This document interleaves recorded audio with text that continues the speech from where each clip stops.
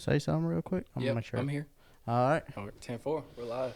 And we are live, folks. Welcome back to The Truth. Today I got my buddy, Roger Wayne. Um, we're going to do pretty much just getting to know each other. Me and Roger known each other going on a year now. I think Believe so. it or not. Yeah, because we met at Caddo Lake during Yep. that fishing tournament. Yep. Yeah, I remember Met, that. it's been about a year now. I think it was last November, as a matter of fact, when we met. We met. I've actually seen him. He has a fishing channel. If you guys want to check that out, I'll put a link to that for those of you that watch fishing. Go check out his channel. But that's pretty much how I meet a lot of people, is through my other channel, my fishing channel. But yeah, we met, went fishing, and a year later, here we are. Even though we've known each other a year, that we've never really just sat down and talked to get to know each other. Everything, it's always been about fishing, really. Right. You know, everything just kind of falls into fishing when you're a fish head.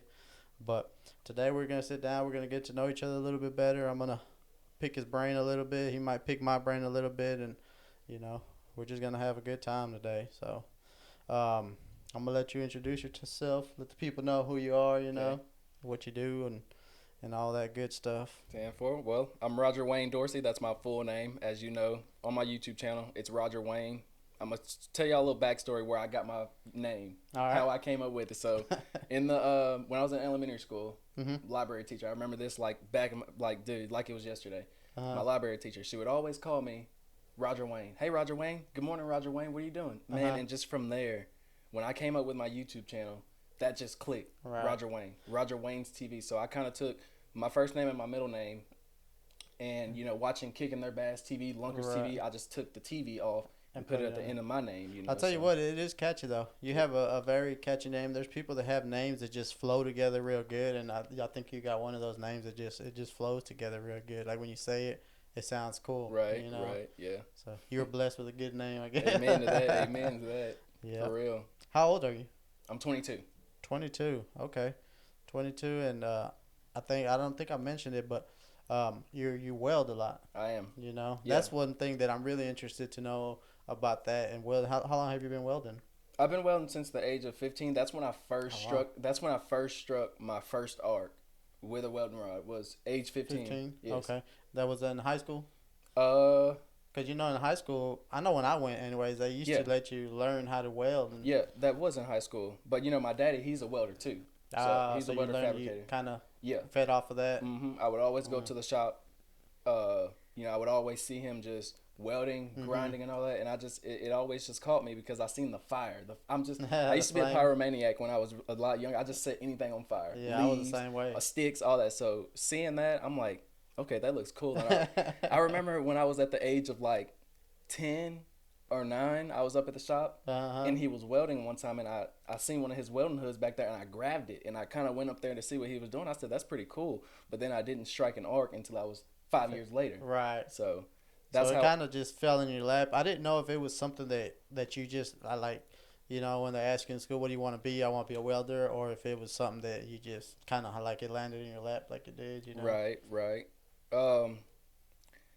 As far as that, I've always put down on my paper, in Mhm. school when they ask, what do you want to be when you grow Right. up? And man, I can't remember what I always put down on my paper, but it had to do with something like, it wasn't nothing, like a policeman or a fireman. It wasn't Right. none of those answers. I can't remember exactly what it was, but I came up with some answer. But like I said, coming from that, seeing my daddy do it, Right. I Kind of triggered it for I you to jump into it it. took interest. And Mhm. when I was a junior in high school, that's when the bip stool was created. It's right next to Home Honda's off I-20. If you're going towards Halton, you can see it right next to the Homes Honda. It's on the other side of Homes okay. Honda. Like I said, if you're on I-20, passing Chick-fil-A, passing Best Buy, and you keep on going towards, like I said, like as you're going to Halton on 20, Uh-huh. look to the left, and it's going to be right Uh-huh. on the other side of Homes Honda. So that's where it Okay. all started. Junior year, we had some counselors come to the school, and welding was one of the options. I said, well, hey, my daddy's a welder. I took interest in it. Right. I want to learn this. So Uh-huh. started learning welding. Did it junior year, fall and spring. Uh-huh. Senior year, fall and spring.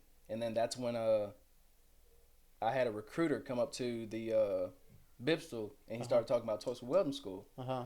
So as far as welding in high school, all I knew how to do was stick welding in MIG welding. But then So- I wanted to learn how to TIG weld because of all the pretty designs on there, all the colors you get from TIG welding. I said, okay, well, this is my opportunity to go to school outside of high school, Right. like college basically. Uh-huh. So then, For those of you, I don't mean to interrupt, that are listening and or watching, should I say? So I was, before you came, I was doing a little bit because I didn't know much about welding either. So I was looking up some stuff about welding, and I noticed there's like four. Well, there's more than four, but there's four main types of welding. I Right. heard you mention like two or three of them. right, And right. I was looking at, I think stick welding, they say it's like the easiest. That's not the easiest, but like the more of the beginner type. Stick maybe? welding, you can catch on to it a lot easier. Right. Well, I would consider MIG welding. You can catch on to it a lot easier because you got the gun in your hand and you just pull the trigger and it's And a it constant goes. arc. Right. It's a Is that the constant one arc. that feeds that That's- wire through? That's the one that feeds the wire through the gun. Right. And then that's that's MIG. I'm trying to think of the full name. I can't even remember the I full think name. they of said stick. I forgot. And You I got watched stick, it too. You got MIG, flux core, because MIG is Flex hardwired. core, I think that's what it's called, ain't it? Uh-huh. Uh-huh. So MIG, you got two categories with MIG. Uh-huh. You got hardwire, and then you got flux core, which you have a flux shielding your okay. puddle. Hardwire, you have your 75-25 gas, which is a type of gas flowing through your gun, And shielding then that can puddle. it mix? Doesn't it mix it, the gas? I think I saw something. Yeah, like that. it shields that puddle, so none of the atmosphere oxygen gets into that puddle. Because if Right. you have oxygen get into your puddle, that'll cause porosity. No good. No good. No I bueno. saw also. I was looking at like the difference between a good weld and a bad weld, and I saw like when you got that big splatter and it goes everywhere. Yeah, the you know? inconsistency, wrong heat, travel Right. speed, all that plays into it. I see on your TikTok you post a lot about your welding, like. Oh, and, yeah. The that's pla- pretty- the place that I'm at right now, I do a lot of stick welding. They have some TIG welding, but I'm not on TIG welding yet, so I'm just waiting to get on some stainless.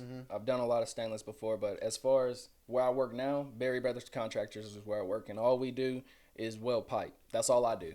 All the the rest of the stick welders. welded, that's the one where you have, it's pretty much like a stick. Yep. You put it on a clamp. Yep. You put the clamp to wherever you're going to be welding to, and it creates that circuit, right? Yep. That's it's your like electric current coming through. yeah, So you and got your ground, and then you got your electrode. Uh-huh. So you got your negative and your positive. You're gonna Right. put your negative on the pipe And or the then material you're welding on. Then you the put positive, like is to your the clamp. table. Yeah, clamp. the positive is a stinger. That's what we call. Oh, that's what Yeah, clamps that's- onto the welding. It's a stinger. That's what we call it. Okay. And then you have electric. You have it's live. Everything's live. Everything's Right. So it creates a circuit once you Yes. clamp everything, right? And then that's what causes it to heat up and Yep. weld it. Yep. So that's how that is, and Okay. that's all I do. So back on going to school, I went to Houston for 7 months. Right after high school, I went to Houston in June 7th, and I graduated I graduated 2019. Then I went to welding school a couple months after that because we all graduated in May. Went to welding school in June. And then I graduated January 2020. So Okay. January 17th, 2020 is when I graduated. How was that during the COVID? Like graduating from all that. That was way before it even was it? hit, man. So it I got hadn't out there even just got, in like, the time. No, it didn't lockdowns even and all that? Nope, none of that. I didn't go through any of that, man. I think at I guess all. it was later in 2020. It was hit? later in 2020, like a little Okay. bit February, March area. Okay. So yeah, You just missed it then. just missed it, man. Thank God, man, for real. Like I said, I didn't have any problems going through school. I loved it in Houston. Did you? The fishing out there is just insane, man. It's just like another one of these rivers. And They got them everywhere though. everywhere, like all man. through the cities and clean water, Yep. sand. Yep.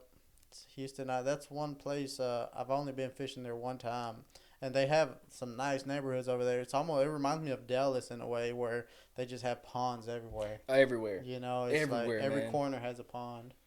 Yeah, when I was living in Houston, actually going to welding school, and then I had my weekends off. Mm-hmm. I would wake up early morning. I would literally walk 30 minutes to another neighborhood to those ponds, man. And that's when I really started catching big fish. I think my first big fish I caught was a 5-pounder in one of those ponds, and I'm like, dang.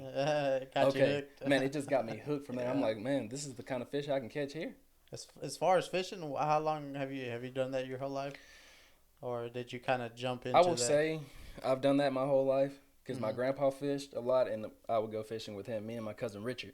You know, Yeah, Richard, yeah. yeah. Me and Richard would go fishing with him a lot. He would take us to Cross Lake right off of South Lake Shore, and we would Yep. fish from the bank, and we would catfish. Mhm. And then, long story short, me and Richard found this little creek in his backyard called Brush Bayou, leads out into Wallace Lake, and we started fishing that during the summertime. We were catching gar, brim, bass, and so that's what really got me hooked onto triggered you. fishing. Yeah, that got me really hooked onto fishing. I know. I see that you like the competitive part of fishing as well. Like you like get like the tournament parts of it. Man. I've always been. I'm sorry. What were you gonna say? No, that's what I was gonna say. I've always been very competitive. Like I've always wanted to be the best, always in whatever I do. Because like I said, I played baseball, I played football. I'm a welder. I fish.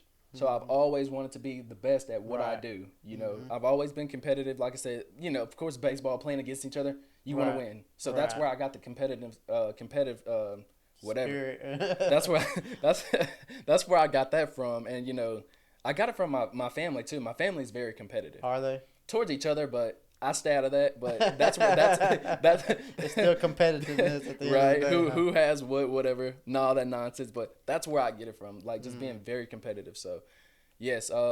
Speaking of that, I actually just entered the BFL tournament for next year's season. 2023 starts January 7th. First tournament's going to be out on Sam Rayburn. Going in as a co-angler because my boat's not ready yet. So my boat, something's wrong with the carburetors because it's just leaking gas. Yeah, leaking gas. It's you were weird, telling me off camera about that, but man, I don't know. I know a little bit about motors, but not much. You know, it's crazy because there's some people that know about certain, like they can work on a car which is a big motor, right? But then they won't know how to work on a small motor, right? You know, yeah, it's completely different because, like I said, that's a different category. You got small engines, then you got big engines. You know what I mean? Yeah. So yeah, two different worlds.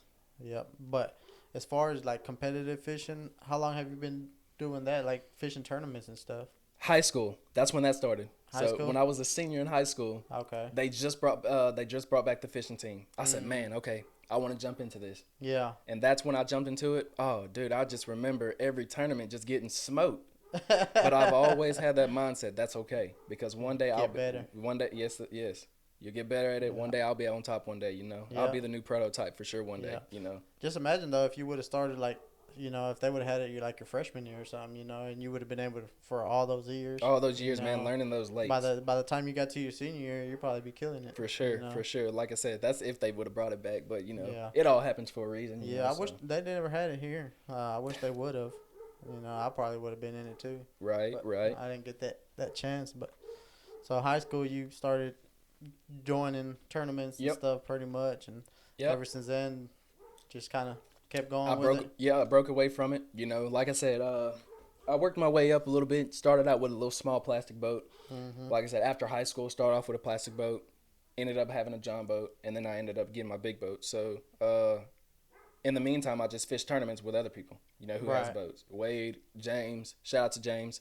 That's my man right there. That's the one who's helping me work on my boat. That's the man right there, man. If it's anybody, man, that shows me true support, it's James. Mm-hmm. Man, not only is he a good friend, dude, just an educator as well, man. Right. Just like I said, because he's teaching me how to work on my boat, something that I don't even know about. Yeah. You know, he's teaching me how to break down into it, what each part does, and everything.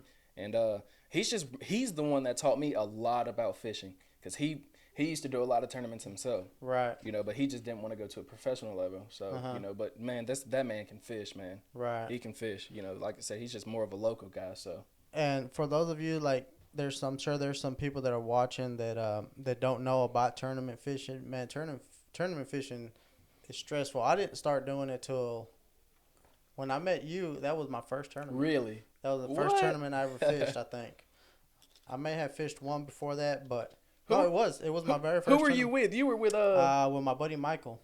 What's his nickname? I call him MG Money. MG Money. That's who that is. MG Money. I was with him, and we were fishing that tournament out at Caddo Lake, and I think that was my first ever tournament. I think we were right when COVID would hit. We were pre-fishing to fish one. COVID hit, and they shut it all down.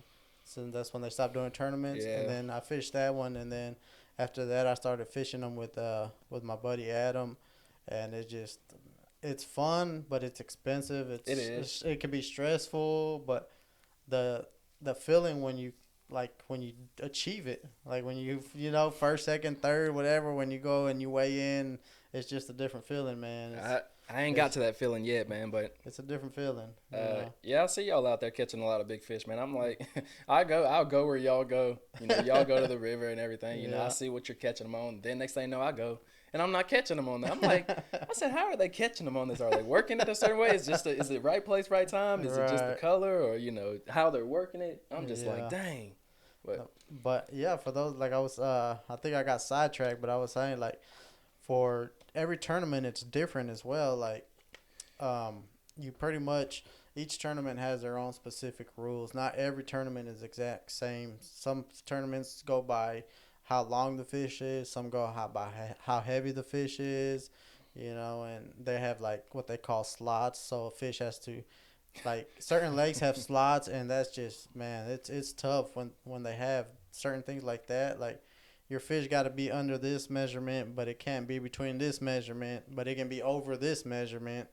Yeah, it's crazy, tough. Man. Like I said, you catch a decent solid fish, and it's a slot, man. You got to put it back. You're like, dang. Yeah, that could be the game winner there. Dude, I remember when I used to fish those tournaments out on Caddo a lot, man, and I would sit there and just try to I would measure this fish like 3-4 times. I'm like, hold on. Stretch them out. Let me make sure. For sure. Yeah. But yeah, and the BLF you said you entered, that right there, for those of you that don't know, that's a big tournament. That is a big tournament. Like I said, MLF runs it. So shout out to MLF. Yeah, if it wasn't for those guys, this wouldn't even happen. So thank God that MLF came up with this, so that more of the local guys, weekend fishermen, can have an opportunity to get up there to a pro level. So I'll tell you what, fishing has grown crazy since COVID hit. Yeah, I've never seen so many people fishing. Me neither. It's crazy. Like, you can't, for the longest time, you couldn't even go buy a boat anyway. Right. Everything was sold out. Everybody was turned into fishermen during COVID. It was wild. It was crazy. What were we talking about before I got sidetracked on this? Oh, what we were talking about, you going to school or living in Houston, I think. Yeah. Yeah. So you lived there for 7 months. Yep. Graduated. Then you moved back to. I came back home. You came back home, which is in Morgansport? Oil City is where I live now. But Oil City, isn't that like a small city? That is a small town. Very small town. 1 minute you're in Oil City, next minute you're out. Yeah, so it's actually, do you know how it got its name? Oil City, I think that's where they extracted oil. Yeah, way back in the days where they found oil on Caddo Lake. Yep, I think it was like back in the 1800s. Yep. They were actually digging for water. Really? And they hit oil.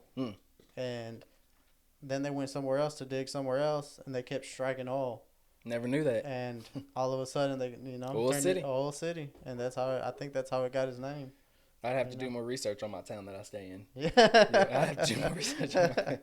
Yeah, but Oil City, a little bitty old town. Right, and so after welding school, I moved back to Bossier. That's why I grew up, born and raised, Bossier City. Okay. And moved back there, started working in a paper mill, welding a lot of pipe.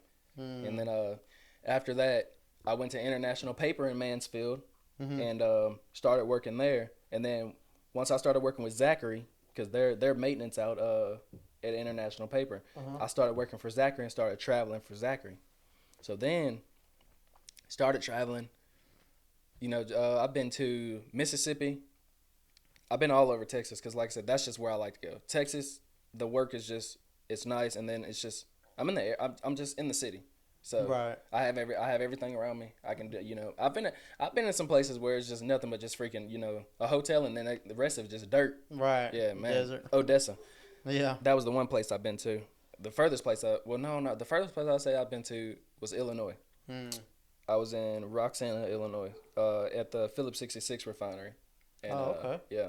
I was out there. I've been all over, man. Like I said, Illinois, Texas, Mississippi. They say for a welder, they say that's where the money's at, is traveling. It is. Pros and cons to that, That's what I heard. It is pros and cons to traveling. Like I said, you're away from your family. You work on holidays, so you miss birthdays. Yep. Weddings. etc. And they say like the guys that are already up there, they make so much money, but they stay away from their family so long that Yeah. you don't even get time to spend that money. You come home for a little bit, then you got to go right Then you back gotta go out. right back. That's just how they. That's just how their lifestyle is, man. Yeah, you they know, get. there's just that traveling lifestyle as uh tradesmen. Mhm. It's just it's. I got out of it. You know, Right. I'm back local. You know, I enjoyed it while I was single. I didn't have a kid at the time, so Right. now I have a kid. I have a girlfriend. So now I just want to be home every day. Right. So I just got away from that, you know. Mhm. And but while it lasted, it was fun. I enjoyed it. I seen all kinds of stuff out there. Yeah. You know, I got to see the world. Got to see I don't know what that big old arc is in Illinois, but I got to see that for the first time. You know, seeing stuff on TV or the internet and then actually seeing it in person is two different things. You're like, Yeah. dang, I used to see that on my phone all the time. Now I'm looking at Now it. you're You know? standing in front of it taking pictures for Instagram. Right, right. Yeah, yeah, like I said, I enjoyed it while it lasts, you know, but I mean, I couldn't ask for anything better right now. You know? Right. So, And right now it's just like a shop where you work? I'm in a big shop. Yes. Big shop. You Big just shop. go and weld. How do you know what you got to weld this stuff? Everything. Okay, so when I walk into work, Uh-huh. I have my own booth. Everything, as soon as I walk in on the left and the right side, I have it's a big old floor of, of parts. Okay. Well, I wouldn't say parts, but just pipes. Uh-huh. And pipes, fittings, 90s, 45s, and all that. It's just, I'm welding big spool pieces. Uh-huh. So you got your flange. If some of you guys who are watching this podcast, you know what I'm talking about. Y'all speak my language. You got a flange, you got a piece of pipe, then you got your little pilot piece, you got a 90 coming off of it. I'm welding all kinds of stuff like that. So, Okay. like I said, that's how I know what I have to weld when I go into work. Okay. So, like I said, everything is laid all out in a pile on the floor. I just go with the crane, pick it up, take it back to my booth, and weld it. Gotcha. That's exactly What what I do. happens if you mess up a weld? Like, I go in and fix it. you can fix it? Yeah. Like, if you miss a weld up, you just go over the top of it again? Or Yep. You'll grind into it.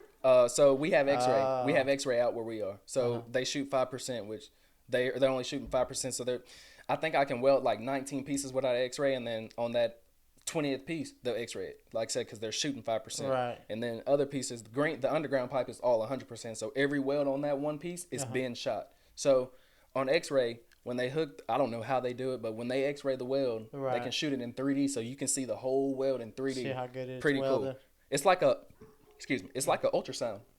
Looks like an Oh, ultrasound. Wow. And you can see the pipe, you can see the root, you can see your weld on there and So everything. they'll know whether it's a good weld or not. Huh? Yeah, you'll see the defects in the Oh, that's crazy. it is technology That is is crazy, man. crazy. Yeah, so you can see Ain't the no, defects. Ain't no escaping a bad Nope, weld. you can't cheat it, man. You Yeah. can't cheat it. So That's pretty cool, man. I didn't know they had stuff out there like that. right, yeah. So the main things that you're gonna see on X-ray is a blow through, slag, porosity, incomplete fusion. That's really the main four things you're gonna see when they X-ray a piece of pipe. And yes, I have had pipes that have shot bad. Uh-huh. All they do, it's not a big deal. We're not perfect, so Right. they bring it in, say, hey, fix this real quick. Go in, they'll mark it with a white marker. They'll label your spot, porosity, lack of fusion, or whatever. Let you know what's on. And they'll put it right there in that area of where it's at. So, like I say, just take your grinder, grind back into it, weld it right, re-weld it up, make sure it's clean, pretty and, cool, and man. send it back out. That's pretty dang So. cool there. I didn't know they had all that out there.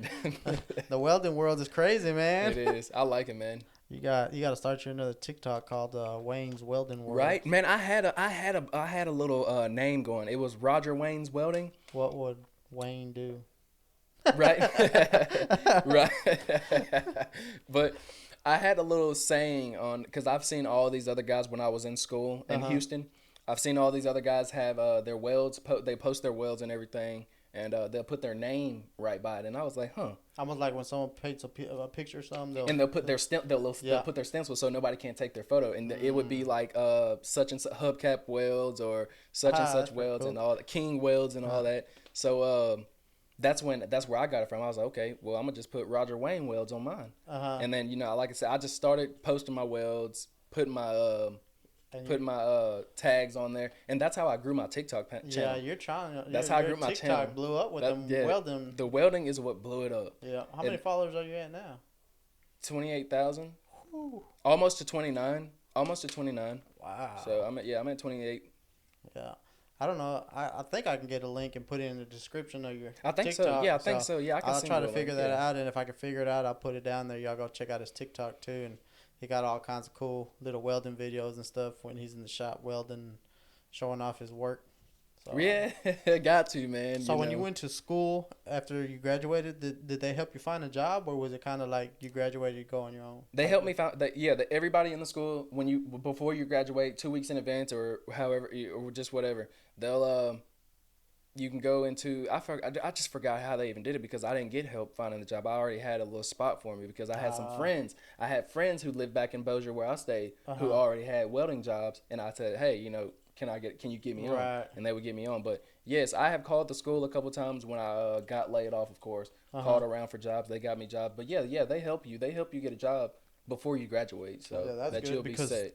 Hell, I went to college for something, and after I graduated, they didn't. They were supposed to, like, part of the pitch, when when you go to school, it's like, yeah, we'll help you find a job when you graduate and all this other stuff, which that never came true. I never worked in what I went to school for.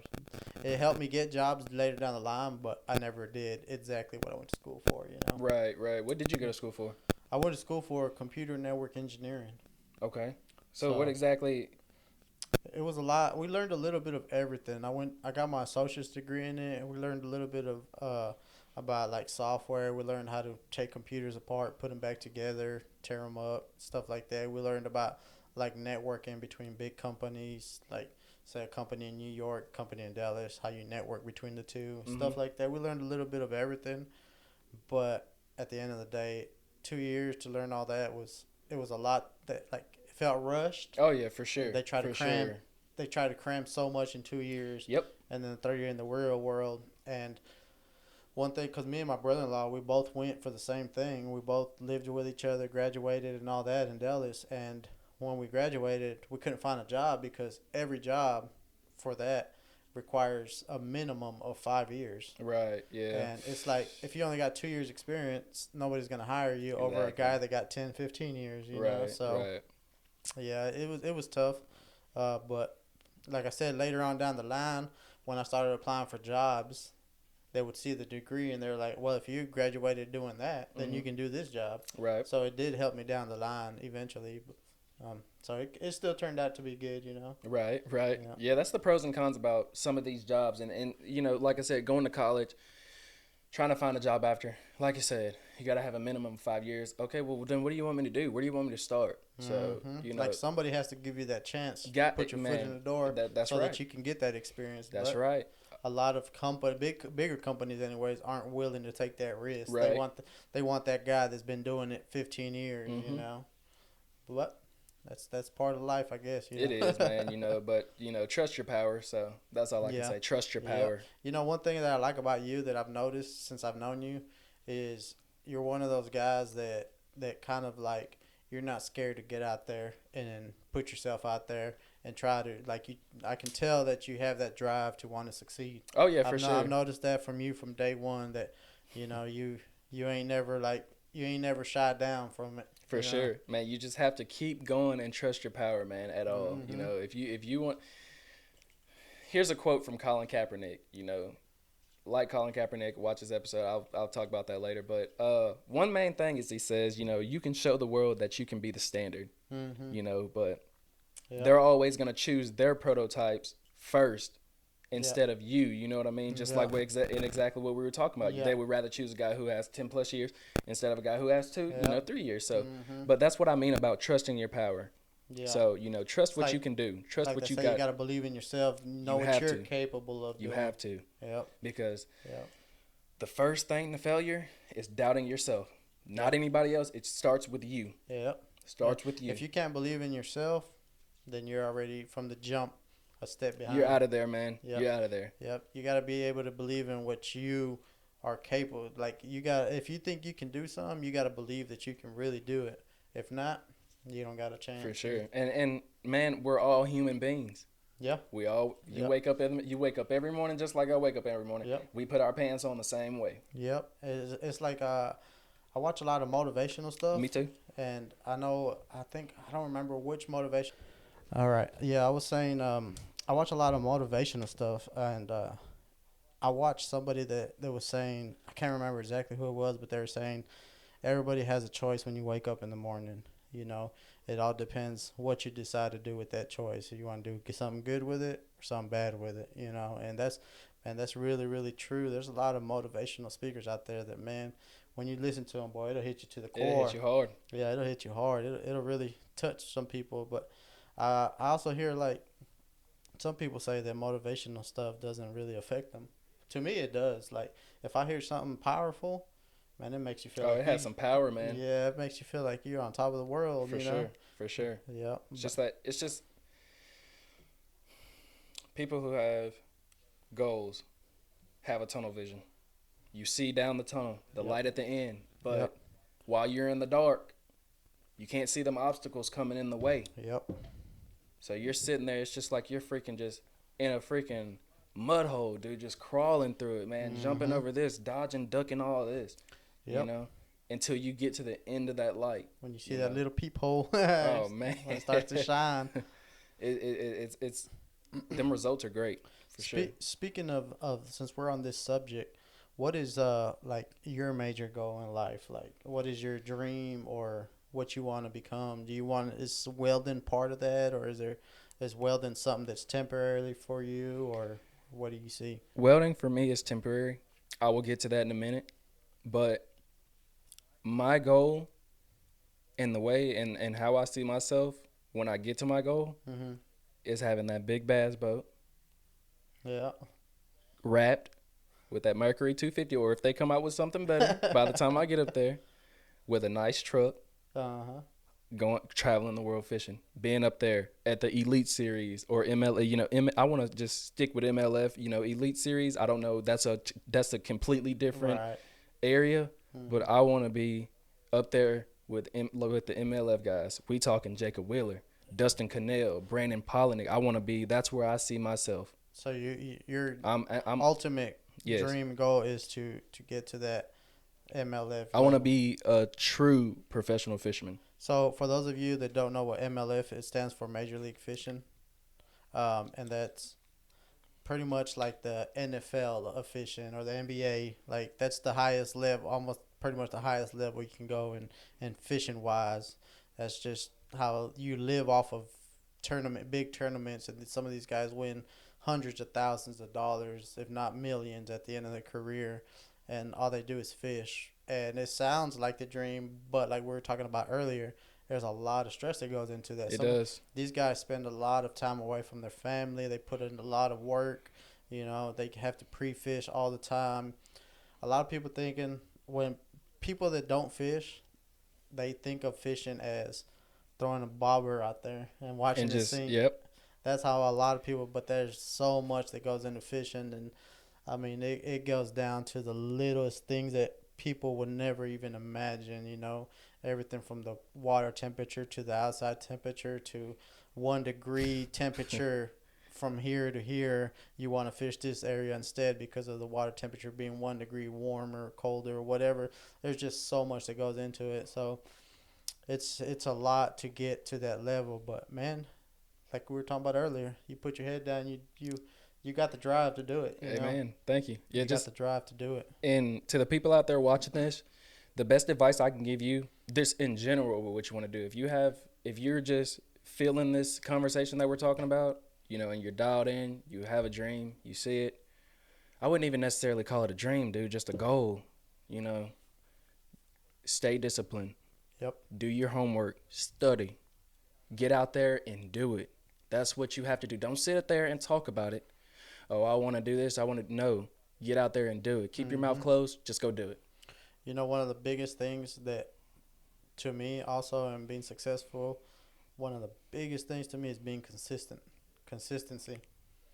Yeah. Consistency to me is like, it plays a big role. I believe in anybody that's being successful, you know.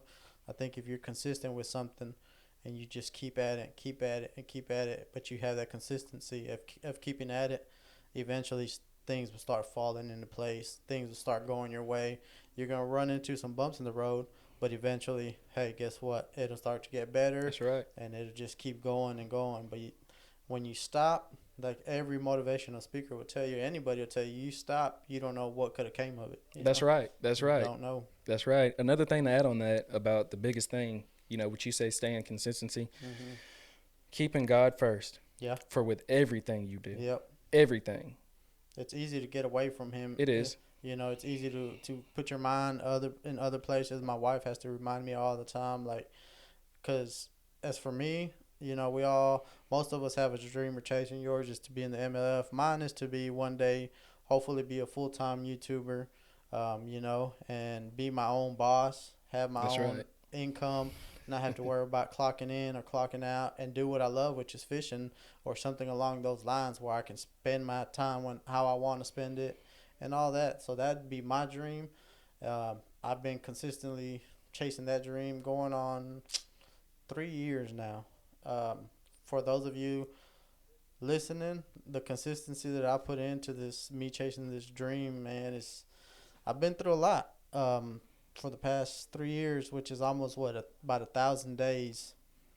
Yeah, 3 years is almost about 1,000 days. That's a lot of days. I've gone 3 years without ever missing a week of putting out a video, and even though I'm not the huge channel, I'm not there yet.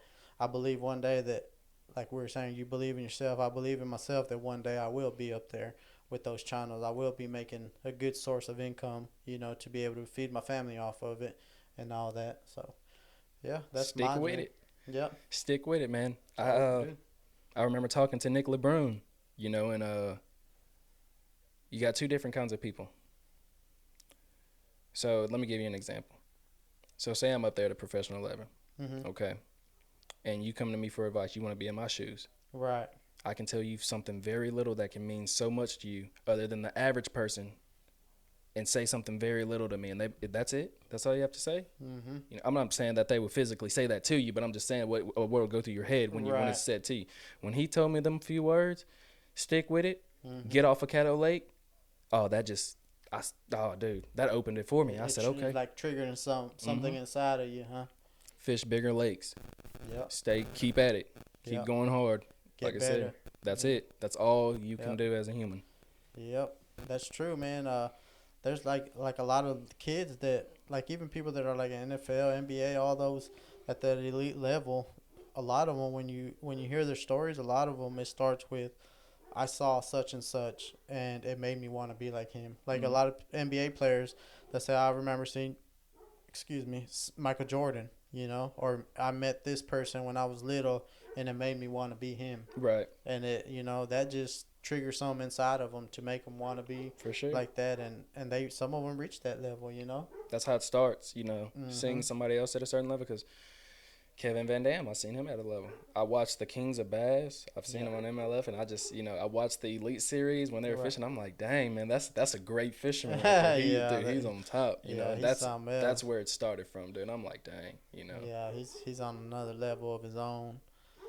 I think he has the most. He has the most championships won, and he's the highest paid fisherman. Yeah, his total revenue is $7 million. 7 million. 7 million. Yeah, I looked it up one time, but this was probably like 2 years ago. I looked it up, which I'm sure he's made a lot more since then. Oh yeah, for sure. But on top of that, like all the sponsorships he gets from all these companies, and like he's involved in Strike King company and all that brings him revenue. Oh yeah, that's YouTube, all that. For sure. Letting your money work for itself. Mm-hmm. Deal. Yep. Marketing. Yep. So it's not just going out there throwing your line in the water, winning tournaments. It's other stuff behind that too. Like I said, I remember Mark Rose said. I remember he won his first I forgot what tournament it was, but he won his first 25,000 and retired. Never went back to work. All just fishing full time. Right. And I asked myself, how did he have the money to keep going? Right. Marketing. Getting up there with them big time companies sponsoring them, paying for such and such. This company pays for such and such. That's how I think that's how they keep going, is because they got the support team behind them. Yep. And the marketing, and like I said, just using the brain. Right. Yep. So, you have to be able to work with everything else that's given to you to help you keep going forward. Pretty much, like a lot of it also is like these tournaments. They don't just win money; they win free trucks, boats. Yep. They have sponsorships that'll pay for everything else. So you're letting others pay for it, so you don't have to take the money out of your own pocket. You know? You know, that's definitely the way to go if you can make it that happen. Yep. Yeah, I agree. yeah, man, that's a lot that goes into it, but it's possible. Oh So yeah, anything's possible. It just depends on how bad you that's want right. it. How bad you want it? How If you bad want to do you be, want it? what did Ray Lewis say? If you want to be, what did he say? If you want to be successful, as I can't remember. Man, If you want it as bad as you wanted to breathe, I can't remember exactly how he that's said it, but it's Eric Thomas that said that, I think. really, I thought Eric- that was Ray Lewis. Eric Thomas, What? that motivational speaker. Uh-huh. If it, and you gotta want it as bad as you want to breathe. That's right. You That's know? right. Yeah, That's right. that's Then you'll be Eric successful. Thomas. Yeah, man, there's some great motivational speakers out there. I'm talking great about Ray Lewis. It might have just Man. been a Ray Lewis video with Yeah, it it probably was. with the sound I'll over tell you it. what, Ray Lewis, his motivational speakers, man, that'll make you want to go tackle Oh somebody. man, I listen full to his pass, stuff, dude! it'd Just be freaking like, slam somebody. On the yeah. ground. For real, man. Like I said, other successful people, they can touch you. They can touch you Yeah. deep. Yeah, they say surrounding yourself with successful people. And you will become successful because Yeah. you will think like a successful person. Because, and I'm Mhm. glad that we got on this topic because I am in the stock market. I saw you in the posted stock something about market. that on Instagram. I think I was gonna message you about it. Yeah. And I think I was gonna put like get it because I saw you had your pen and paper, you had some notes written down, and then you had a picture of the stock. Yep. I'm in the stock market. Like I said, I'm in a group called STB. It's called Secure the Bag. And I found out about that through a buddy who I went to welding school with. I worked with him out in the field as well. Shout out to Kyler. If you ever see this video, man, I love you. Thank you for what you do, man. For real, I appreciate it. But he was the one that opened it up for me. I didn't know anything about the stock market until I jumped into the class that I am in today, studying. You know, I'm still it's hard. It's really hard. Don't get me wrong. It's a whole new ball game because I'm a fisherman.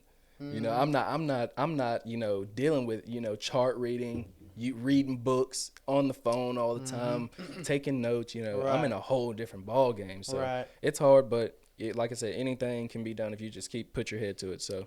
Yep, like my buddy Raphael that was on the podcast last time. That's how he got into real estate. He's very successful in real estate now. He actually just bought a whole section of cabins out at Lake of the Pines. Oh, yeah, he's about to make some money for that, dude. Like, he called me when he was about to buy them, and he was like, "Hey man, what do you know about that?" I said Johnson Creek. He's like, "How did you know?" I was like, "I know exactly what you're talking about." I said, "I know every part of that lake in and out, man." I said, "Those cabins will make you some money." I said, "If you can get them, I promise you'll get your money back." And I think it's like a total of 6 cabins in one house. Right. And I think yesterday, as a matter of fact, they just put them up on Airbnb yesterday evening. I saw him post it. But yeah, that's how he started out. He said he was just tired of his 12-hour job. For sure. And he went on Google and said how to make money. That's right. That's what he did. That's right. And a full list will come up. Yep. Full of things will come up. Different varieties. Yep. Real estate is a very good thing to get into. Yeah. If you can figure it out, there's just money involved. My buddy's into real estate. Blake Ferris. Caddo Blake. He has one day when we go fish the river up in Jefferson, I'll show you his cabin. Okay. I'll show you his lake house that he owns. All right. But if Raphael, if you watch this video, you're gonna know that this is true when I tell you this. When you say real estate, he buys houses and then he rents them out, or he can sell them. Right. Buy low, sell high. Right. Yep. And that's just that's with the stock market. That's with real estate. But of course, it's just different things. Like I said, of course, when real estate, you would buy low, fix it, sell high. Right. That's what you would do. I think the way Raphael said on the podcast, what he does is they buy them, they fix them up, and then they rent them out. Because he has a total of, he said 70, I think he was up to 74 right now. Right. That he owns all around through Marshall and around here. And then he just bought the ones, and I think his newest purchase were the ones on the lake, the cabins. Right. Yeah, it's something good to get into. It is, man. If you can really just sit there and figure it out. I mean, you can be successful at anything. For sure. If you really just take the time and put the effort into it. You'll get the reward. For sure. Yep. And like I said, back on the stock market thing, I got into that. Like I said, my buddy Kyler. But then I just started paying attention. I've been on social media. I've been listening to Robert Kiyosaki, a great book to listen to. Rich Dad Poor Dad came out with that book. I love that book. That's a real good book. And he was talking about his dad, working this job, been on their time, Right. making low wage, of course. Mm-hmm. And then you got the rich dad who's in real estate, who's in the stock market, Right. And I was like, well, I want to get into that. I want Right. to get into the stock market because, Yeah. I just, like I said, I get to go to sleep with my money working for itself and then, Yeah. wake up 4 or 5 o'clock in the morning, do what I need to do Yeah. and I can do whatever I want for the rest of the day. Don't have to, like you said, don't have to go clock in. Yeah. Don't have to be on nobody else's time. None of So, that. I don't know hardly anything about the stock market, and so how does it work? Is there do you know enough about it already? I don't know to enough about it. understand it. I don't know enough about it. Cause I'm in. There's different categories you can be in. Uh-huh. I'm a trader. I'm a swing trader. Okay. So what I do is, there is so much to go into. So let me just give you a small breakdown of what I do. Okay. The charts that you see me pull up, I would Right. go back 10 years, Uh-huh. draw my support and resistance line. It's so much stuff that goes into it. Moving support, moving EMAs, support lines, horizontal lines, dude, it's speed lines, trend lines. It's so much stuff that goes into it. And you got to watch the candle pattern. You got this thing called micro and macro. Dude, there's so much stuff that comes into it. But what we do is we trade. It's kind of like we trade. I wouldn't say futures because I have no idea what futures is, but I would look at it as futures because you have an expiration date on Robinhood. You can go in on a certain stock and you can go press options and you can trade options on there. And you have a date at the top, like February 16th. That's your expiration date. So that's what you would be paying attention to on how that stock moves before that expiration date gets there. Okay. And what happens once it reaches that expiration date? That right there, I couldn't tell you. But you want to try to make profit before that expiration date because Okay. that's when I guess that's when it expires Right. and then it moves on. Okay. So this is why. In other words, this is how I can put it. When we get to February 16th Right. and you see what that stock is at, you're either gonna lose profit or you're gonna win. Okay. Okay. So it's gonna go either one or two ways. Right. It's gonna either go one or two ways. You're gonna lose or you're gonna win. Can you jump out of it before? Yes, you can Yeah. jump out. Yeah, you can get out before. This is what we are on. I'm on the 10% rule. If I put $1,000 in, get my 10%, get out. Okay. Or if I'm experienced, I can hold it and go maybe aim for 20%. So $1,000, 10%, $100. It's just like taking a risk. but Yes, It's all. that's just all it taking- is. Well, I wouldn't say a risk. I would say an investment. As far as if you were to stay in it though. Yes, that would be Yeah, a yeah, risk. yeah. That would be a Because risk. you may get the 20% or you may lose it. That's right. Yeah. Yeah. So, Like I said, win or lose, it's 50-50. so why go back 10 years? What is that? What is Because- that for? Because that's what we have to do to see where the stock is moving. We have to go back 10 years, Mm-hmm. draw our support lines, put our EMAs up on there. What you've seen on there, all my lines, little squiggly lines moving up and down. Right. I think I had blue, orange, and all. Those are EMAs. Okay. So I think that's your exponential moving average. That's what that is. And that's the reason why we go back 10 years is because you want to do your homework, do your due diligence. Use technical analysis Right. on that stock that we're trading. You want to see where it's going to move as what we call and what I'm not trying to get anybody confused. I'm just going to keep it simple. The reason why I go back 10 years, speed lines, support lines, all those are indicators telling me what that stock is going to do. That's the reason why we go back 10 years, and then that way we get an idea of what we need to make a call on. Okay. Now I'm not into the buy, I'm not into the calls or the puts, or I'm not into that yet. I haven't got that far into my class yet, but that's a whole nother game that I'm gonna jump into once I get to that. Okay. So that's the reason why we go back 10 years to answer your question, is Okay. to see where that stock is going to head. So pretty much you go back to the past to look at the future. Yes. Yeah. Yes. I see what that's you what mean we now. do. Okay. Wow, that's bad. Man, That's it's so crazy. much, man, dude. It I is so bet it much. is. I That's fine. I, I, I hope to people who are watching this video, if you're in the stock market, I hope that's what you wanted or you needed to hear. I hope that was correct. If I'm wrong, let me know. Just say, Roger, you're wrong. Yeah. You're wrong. You They don't know what got you're talking they about. gonna put Stop. that little emoji with the stock market thing. They gonna be all in the comments with it. Right? Yeah, but that's Yeah. how I got into that, man. Because I That's just good though, man, because I know the stock markets, man, they can make you a lot of money. You and you know. can lose a lot of money as Yeah, you well. can lose a lot of But money. I know at my job, like we travel a lot, we go to a bunch of different houses, and I know one time just talking to this man, and he needed to buy something, and I was like, we're gonna have to charge you for it. He's like, yeah, I'm not really worried about that. He said my sister passed away and she left me all her stocks.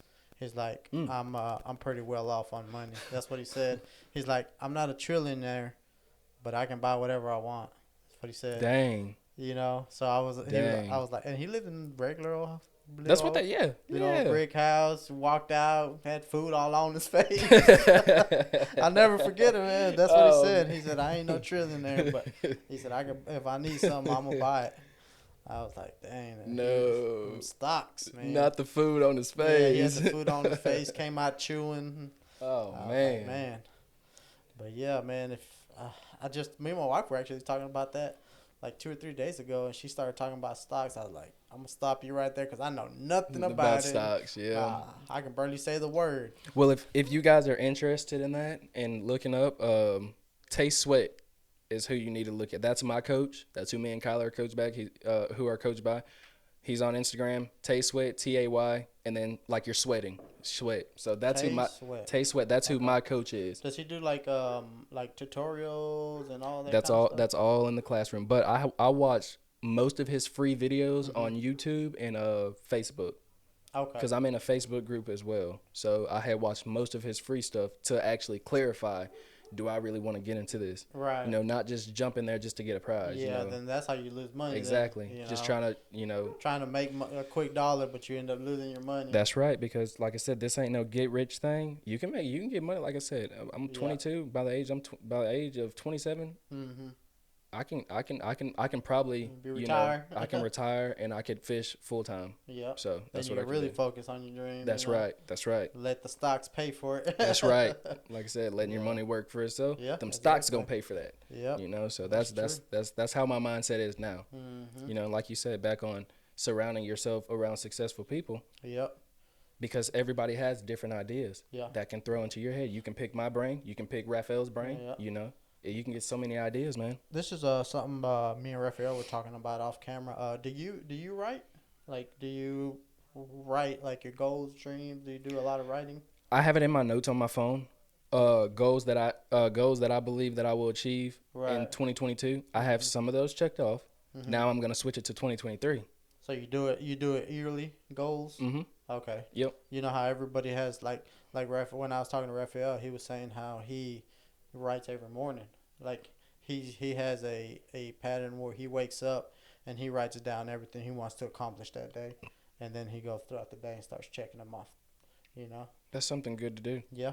It's something me really good to do. personally, I do write. I write a lot. Sometimes, I do a lot of writing. Sometimes when something comes to my mind, or I feel like I didn't accomplish something that day, Mm-hmm. I'll just go and I'll sit down, and I start thinking like, okay, what are my accomplishments? What is something that I want to accomplish soon? Right. Right. And I start writing down, and a lot of times that's how I get ideas for my other channel as well. I'll sit there and I'm like, okay, so I don't feel like I accomplished enough today, so what I'm gonna do is I'm gonna accomplish something and make something for my other channel that I know I'm gonna use in the future. For sure. For sure. So it's cool. It's pretty cool to get like different ideas the way everybody works differently. Right. Right. Oh yeah. Like I said, surrounding yourself by people who want to be successful or successful people in general. Man, you can get so many ideas, but not only that, man, it's just like that's the only people you want to associate with and hang around. You know what I mean? Because they're successful, they're there, or somebody up not successful but that wants to be successful. They would be on the same page as us. I'll tell you what, for you being 22, you said, Mm-hmm. for you being 22, your mind is a lot more I guess, advanced or farther than a lot of 22 Oh year yeah, olds. for sure. You Do know. you think having a kid triggered something in you? Because you know how some people, when they have their kids, it just lights a fire in them. Oh yeah, for sure. Or was Go your more mind? into depth about that, like about having the kid. Like what do you mean? Like, So, like, there's some people, some guys, some girls that, they kind of do whatever they want in life, hmm but once they have a kid, it's like their mind triggers something. Like, I gotta, not only do I have to be successful for me now, I gotta be successful for oh my yeah, kid. for sure, Did for that sure. was that something that happened to you, or were you already kind of like at this mind state where you are right now before your kid? Before my kid, but as far as today, Mm-hmm. it has advanced Mm. from when I had my kid. So, like That's I said, kind of, I guess that's what I meant. I so mean, like it motivates you that much more, I for sure, guess. yeah, like I said, I have a lot more motivation. Now that I have my kid. Hmm. But like I said before, then my mindset was still to Still, like get up there, you still get up knew there. what you Yes, I wanted. stood on what I would. Yes, for sure, Yeah, have to. because there's a lot of people that are even my age. I'm 33. There's a lot of people my age that still don't know what they want to do. They Right, still don't know what they want to do in life or where to go. And there's nothing wrong with that. for sure. Some people get successful in their 40s, 50s, some even in their 60s. But you have to find what you really want in life. I feel like once you find out what you want in life, then it's just Take go off. time. It's Yeah, all go. yeah. But Take it's off. just some people take longer to find out what they want in life, Right. and there's nothing wrong with that though. And yeah, that's I was telling my girlfriend that because like I said, the mindset level that I have, Mm-hmm. and then I'm telling her, hey, yeah, she doesn't know what she. Sometimes I have to kind of calm down a little bit, Mm-hmm. because I'm so diehard about it. But I still have to remember myself and say, hey, she doesn't know what she wants to do. There's tons of people out here that don't know what to do. I can't sit here and just beat it into them. I have to slow down, Man, and give it time. I can't. I had to remind myself that, and I always do. it's funny that you say that because me and my wife are the exact same way. Like everything that you just said, me and my wife talk about this all the time because my wife, she was before we had kids, she went to college. She became a dental hygienist. She got a good job. After she graduated, she got a job. She was there like 8, 10 years, made good money or whatever. When we had our second kid is when COVID hit, and right when everything was locking down, shutting down, her job shut down. She was pregnant at the time, and then we had our child, and they had just opened back up. The dentist office she was working at, they had just opened back up, and we had our child. So apart from being off that entire time for the lockdown, it was time for her to go back, but she couldn't because we had the baby, and she had to take another 6 weeks off after Right. that, Right. and her job ended up letting her go. Mhm. So after that, I told her, you know what, I'll work. I'll take care of the household. You stay home with the kids, and that's how it's been since then for about a year and a half, 2 years now.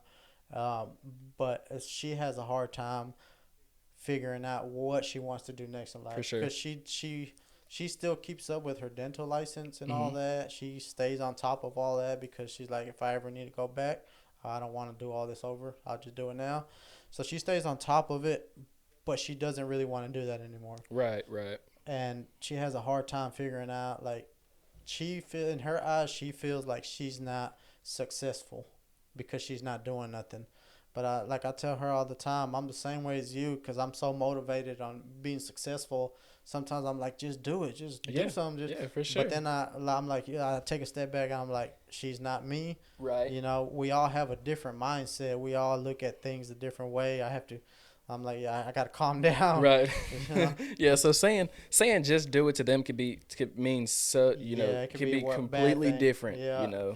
Than To what we them, think. it's like, oh, I don't know what I want to do. Like, you tell them, well, just do something. And Right. it's like, it's not that easy for them. Their For mind, sure. I think it's because we know what we want. Right. So for us, it's just like, let's go get it. Let's do Right. it. But for them, they're still trying to figure out what that want is. Right. So yeah, I have that same conversation all the time with my wife, and I understand it a lot more now. So I'm a lot Right. more supportive. But at first, it took me a while to understand that because I'm so like, let's go and get it type. Oh yeah, for sure. You know, that, I mean, like I said, it's just completely different. I don't know. All right, you were getting into the story, I believe about Can't your even remember what I girlfriend. was even talking about. I think you were gonna say something about your girlfriend. Nothing bad, nothing bad. Man, I think I was about to talk about what was the last thing that you said? I was talking about how I have to calm down and remind myself that my wife isn't on the Mm-hmm. same train as I am sometimes. Oh, okay. I got what we were saying. So this is what I was about to say.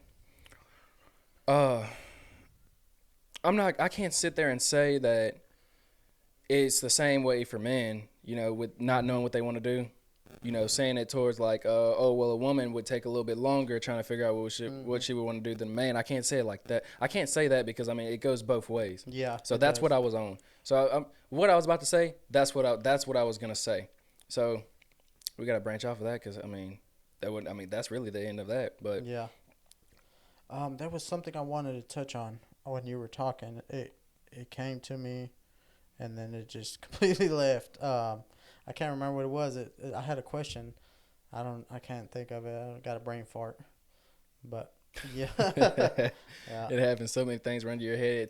Yeah, Things come, man. things go. So Yeah. that's just how it is, man, when you're talking. But With podcasting, man, that's how it is. You just, for those of you that don't know, some people that I have on here, sometimes I'll write stuff down that I really want to ask, and then sometimes I just like to get on here and just talk. that's it, man. That's the best way to do it to me. Yeah. It's just getting on here and just talking. It's Yeah. more like sitting there like with a notepad and everything. It's kind of like more of an interview. Yeah, You know what I mean? That's what I tell my wife. My wife asks me a lot too. She's like, "Well, what are you gonna ask, or what are you gonna say, or this or that?" And I'm like, to be honest, man, it's just like if it's something that I want to know, like I did a little studying on welding, Right. you know, because welding has always been something pretty cool.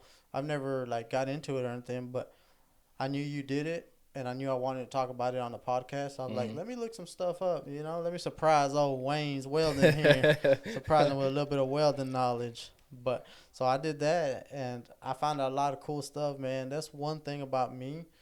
The way I work is I love to find out new stuff. Like my brain never stops working, man.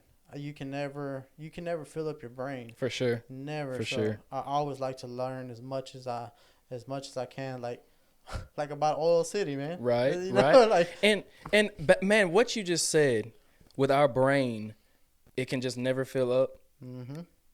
It's unlimited storage. Nobody cannot say that there's no God. Yeah, that's true. That is crazy. Look at you, or look at me, and I look at you. Mm-hmm. How are we perfectly designed? Yep. Brain functions, heart functions, When- veins, knees, feet. Dude, every single body part does its part. Think about It's perfect. Think about like everything that's working inside of us. Like you how else would we be able to be creative? For like sure. this? I mean, just You like The way that certain things work, like even just having a baby, the way that the whole process, the man. process of that working, Coming there's from just so much coming from a cell to form this right here. to be a human being, 8, man. 9 pound baby That's inside what I'm your saying. belly and be able to, you know, Yeah, dude, that's just that's hey, Jesus is real. yeah, The Father is real. Amen. Yep. I Amen would to never that. deny him in front of nobody. And you know, like you said earlier, that's the number one thing is having him first. That man, he'll work in his mysterious way. And to some people, I want to say this as well. You will get discouraged a little bit. That's just every successful person. You will have moments where you get discouraged. You're not thinking that nothing's going to happen. But look, keep going. Because God, you will think he's not there, but he's there. You won't feel him. You won't think he's there. You think you're alone, but he's there. Trust me, just working in his mysterious ways. One day, like I said, you'll come out clean on the other end for sure. But just keep going. Yep. Because I've been in those areas. I've been in those areas with my fishing career, welding career, not so much. You know, because like I just guess it runs in the blood. You know, just from my daddy. You know, and everything. So you know, it just naturally came to me. You know, but fishing on the other hand, I go and pay attention to these other guys, and I'm like, dang, how are they at this level? But I had to think about I might be going through the same thing, or I might be going through the area that they've been through Yep. when Yep, when that's they were true. at this That's a level. good way of So thinking about it. It's like they had to go through that at some point, and you're so happen to be on that part of the road for sure, to get to the destination. that's right. And like I said, the key thing, keeping God first, staying consistent, Yep. and do it.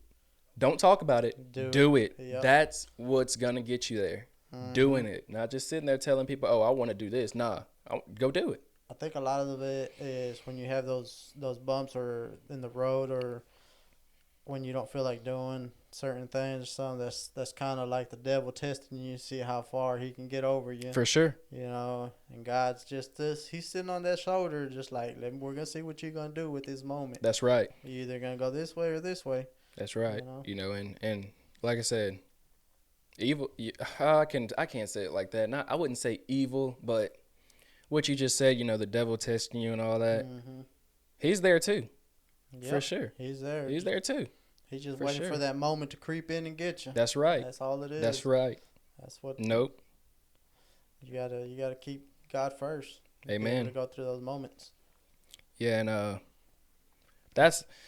that's really all I can say about that. Just staying consistent, keeping God first, and just keep working hard. Because, like I said, you can come clean out on the other side. Yep. Like I said, when you just told me 3 years is 1,000 days, and you have not missed, I was like, and it's dang, that's a long time. I don't know how many weeks that is. How many weeks is in a year? 50. 50, I think 52. 52. 52 weeks in a year. So 52 times 3 is 156 weeks of putting up a video. And that's every week. Every week. I've never ever missed a week. And some weeks I put out 2 to 3 videos in 1 week. So. Right, yeah, I can see that because, like I said, I got your bell on. So every notification, when I'm at work, text is reeling. I'm like, dang, hey, he's getting it, Yeah, so, like, man. if I'm ever, like, don't ever, this is what I had to say, too. If I'm ever not commenting on your page or liking any post, Man, that's not, I'm busy. Yeah, I get it. I'm not man. on I completely YouTube. Get it. I'm not on YouTube.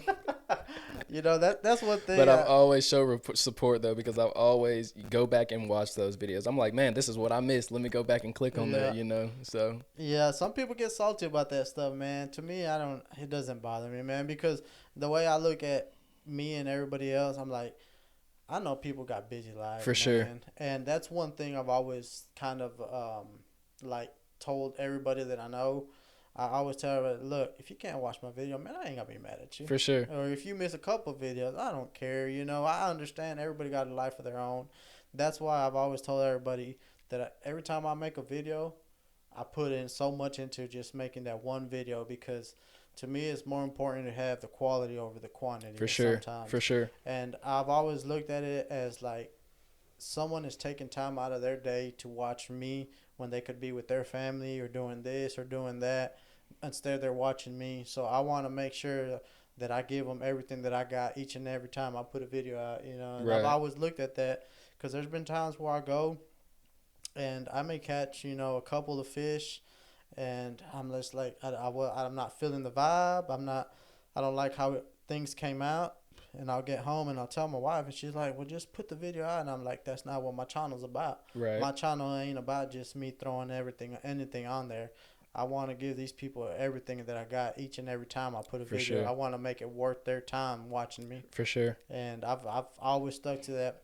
That hit me probably, I want to say maybe like a year and a half into it. Mm-hmm. At first, when you first start YouTube, you're on go. You're just getting footage, posting it. Getting footage, posting it. It doesn't matter how crappy exactly. it is.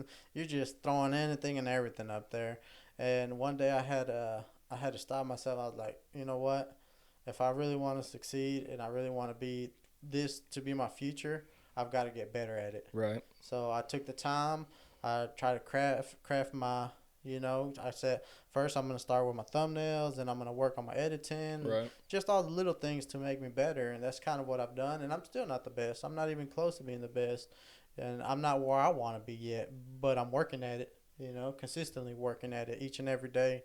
Some days when I don't have footage to edit, I'll literally just sit on the computer and try to figure out different things on my Right. software just Right. to get better at it. You know. Yeah, that's a good practice to get into. I do the same thing as well as the thumbnails because I'm trying to master that. Yep. So when I this is how my little deal is when I make a video.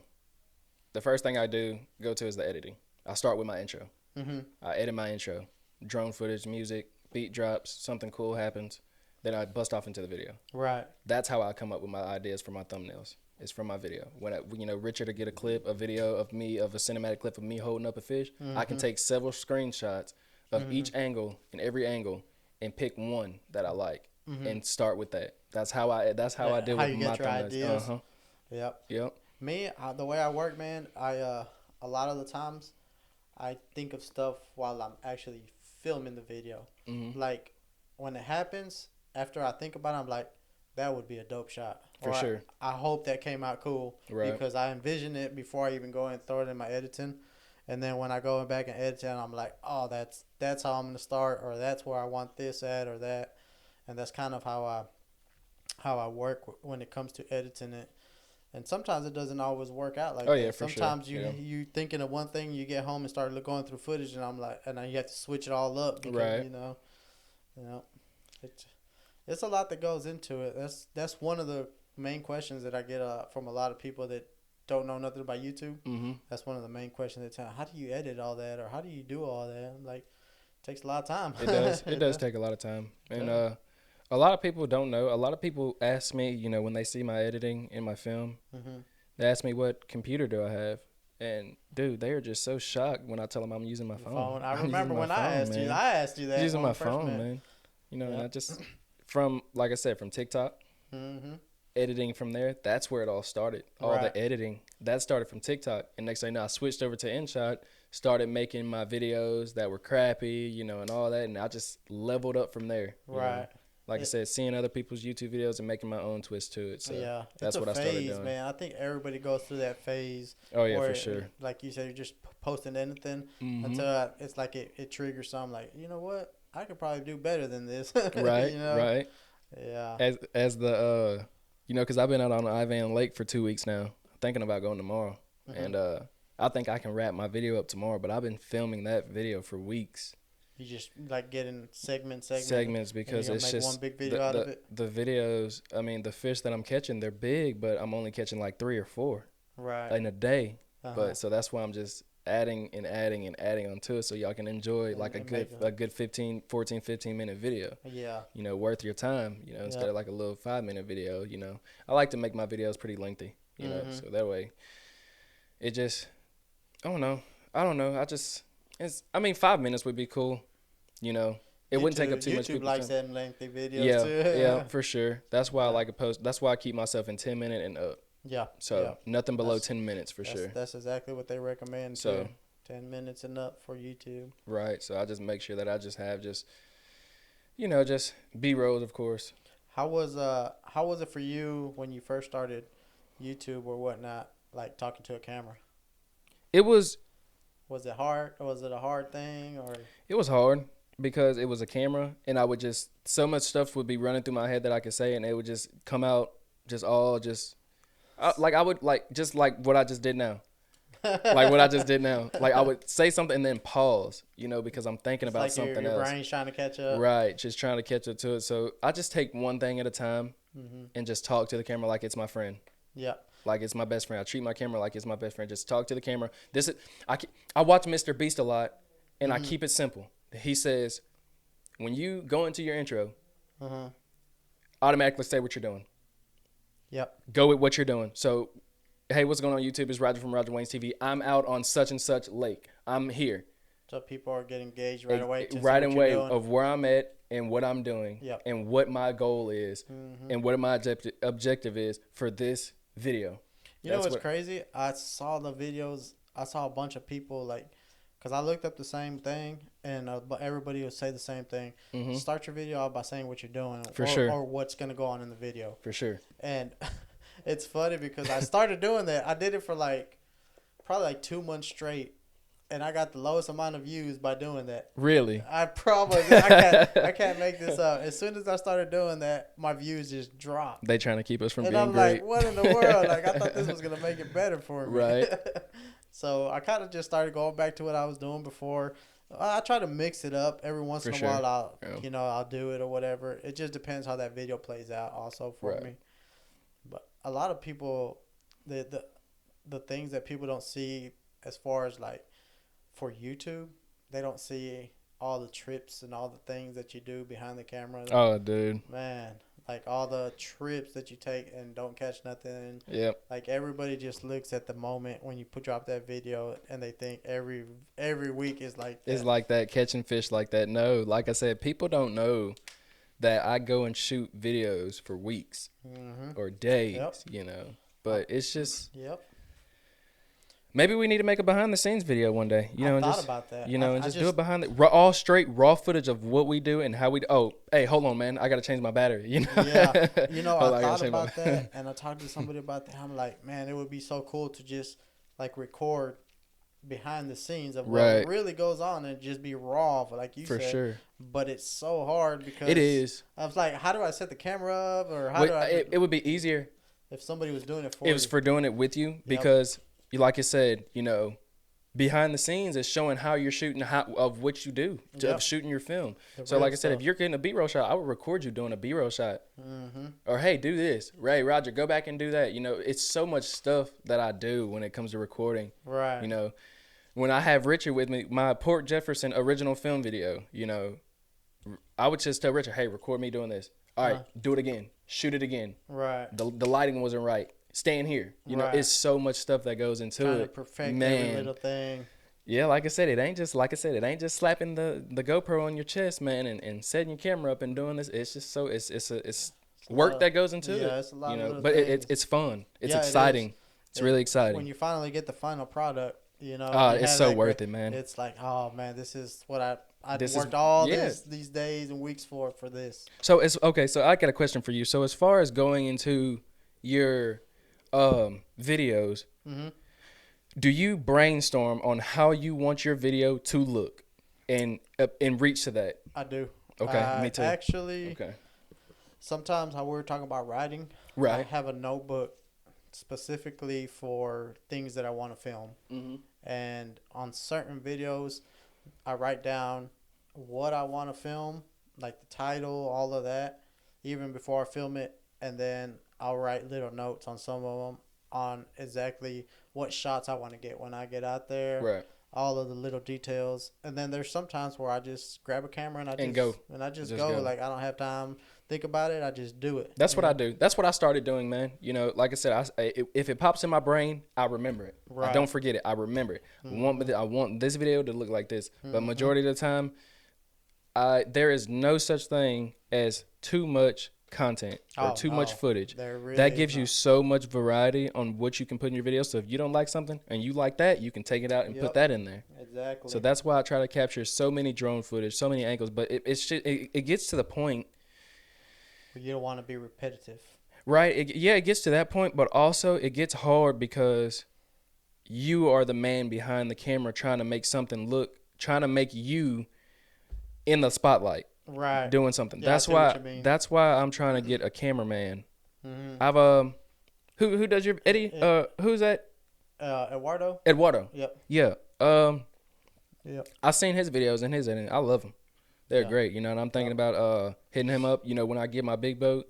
You know, and just I want a full day of filming. You know. Yeah. All that. So that way I'm the man in the spotlight. But I like is you know him more than I do. I don't know him at all. I just, like I said, I just seen his work, and I've seen him on the channel a couple times. Does he direct you? No. Really? Actually, a lot of the times, the shots that he gets, probably I would have to say at least half of the shots that he gets of me, I don't even know he's getting them.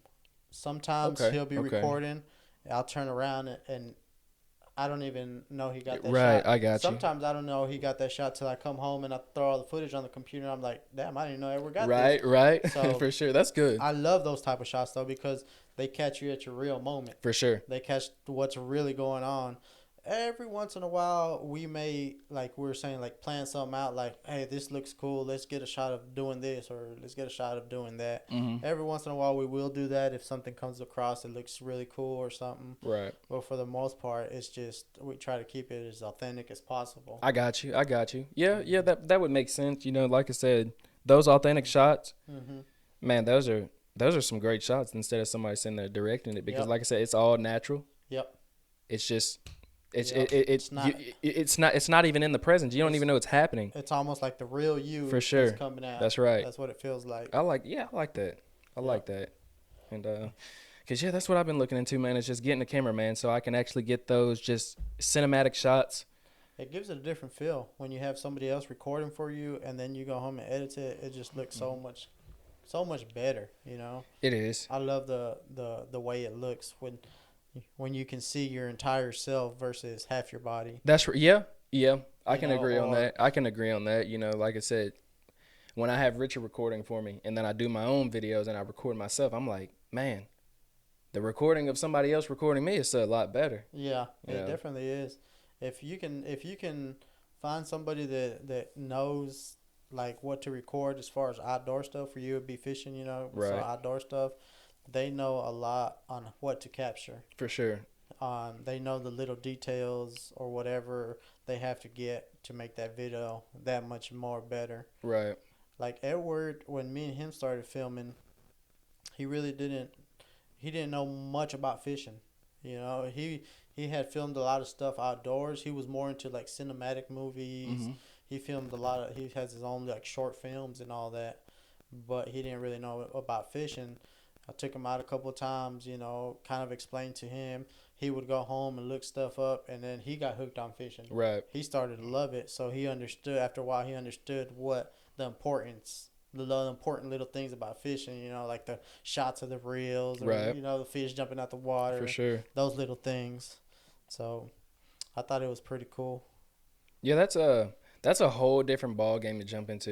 When you have an experienced cameraman, especially on a whole nother boat, because that's how they do it in the MLF and how those guys. Oh yeah, they have a whole nother boat, man, and they got the camera on them. Away. Yeah, dude, I like those shots, man, because especially when you're driving that boat and they just got the perfect cinematic shot in slow mo with that boat coming by, and just water coming up. Oh, dude, that's just nice, man. I love them drone shots from the tournaments when they all take off at the same time and the drone just follows them. I love that shot, man. Those guys, actually, dude, those guys have some pretty fast drones, man. They do. They keep up with them. My drone cannot keep up with. Because I said, wait. I said, let me get a drone shot of us running fast, dude. I cannot even keep up, dude. I'm like, what? I said, these guys got some fast drones, man. Yeah, they're moving fast, dude. That's another thing, man. The world of cameras and what to use, what to shoot with, all that stuff. That's like a whole another world that you got to kind of figure out when you start recording. Right. Yeah.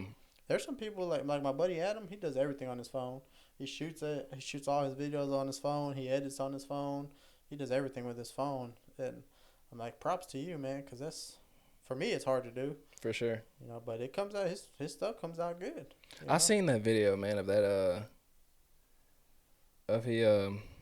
what almost happened to him when he was in high school? Oh, on the podcast? Yeah. How he got into the Marines. So what happened to him was, he said he used to be this fat little chubby kid, and some random guy he never knew or never spoke to, didn't know who he was, came up to him, put a knife to his throat, and told him he was finna kill him. So from there, his mom got scared, took him out of school, and he got his GED, and then he said he knew he wanted to be an army. He was going to be in the army. Right. He said he went. You know how like some places they'll have him in the mall or whatever. Said he went in there. The army place was closed. Said he went over next door. There was Marines. They were open. Said he walked in there. The guy looked at him when he walked in. He's like, "You're too fat. Get out." That's literally what he told. Just cutthroat, man. Just got told it how it is, dude, and just wow. He was like, That's turned ridiculous. around and he was walking out, and another Marine came and grabbed him and like, "You want to be a Marine?" Yeah. And he was like, "Yeah." And he was like, "All right." He signed up, became a Marine. Yeah.